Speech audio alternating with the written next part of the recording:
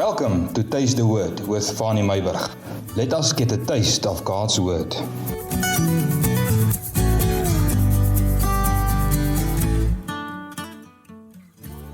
Good morning. I hope you are well. And if your week was not that very good, always remember God is in control and God will sort things out for you, and He will give you wisdom to do the things, to say the things, and to make important decisions in your life. Always know God. Always depend on the Holy Spirit. I want to speak to you this morning about to put back your sword. And it's coming from Matthew chapter 26 and from verse 47 up until verse 54. Put back your sword. Judas and some of the people, the chief priests and the elders was coming to arrest Jesus. And in the process, when Judas was coming, Peter was taking out his sword.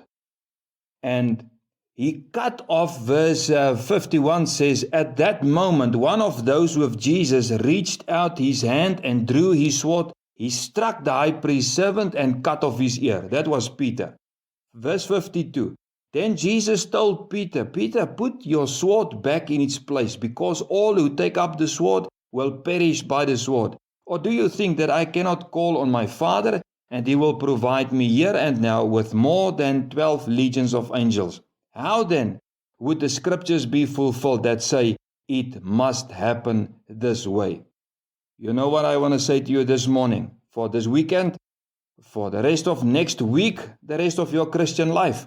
Don't argue with people about the gospel, and you will understand what I'm trying to say. You are wasting your precious time. If someone are determined to prove you a point or to prove you wrong, you will not change their mind or their belief system.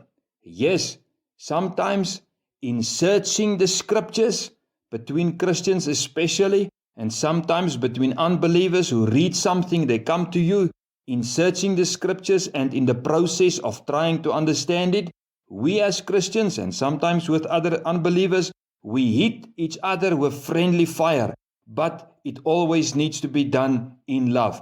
So many times we make it our duty to get into arguments about the gospel or the Old Testament, the law, the prophecies, New Testament principles, Paul, what Jesus said, what James said, what Peter said, or just our understanding of the Bible. And we break people and we break relationships up because of that. And we miss what Paul said.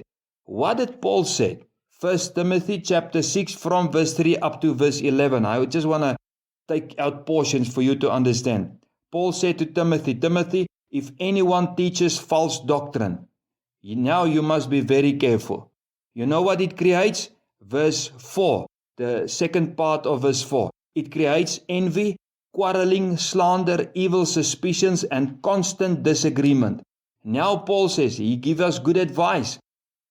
He says, but you man of God, flee from these things and pursue righteousness, godliness, faith, love, endurance, and godliness.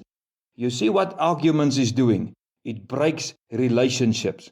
And Paul says, we must follow the perfect plan. And the perfect plan is, you must pursue righteousness, godliness, faith, love, endurance, and gentleness.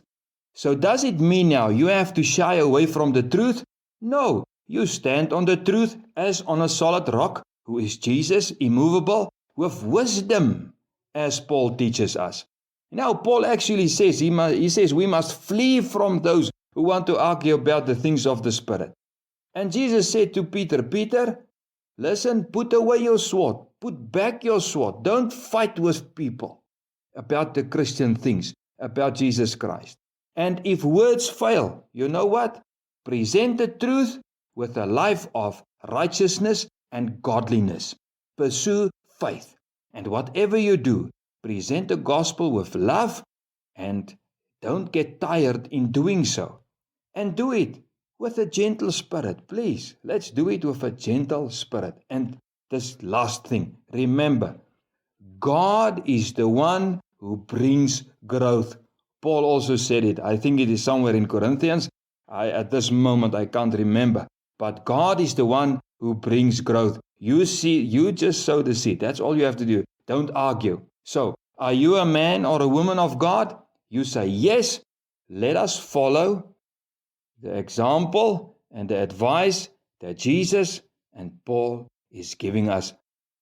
All of the best for this weekend. I hope you rest well and get ready for the week ahead. Blessings.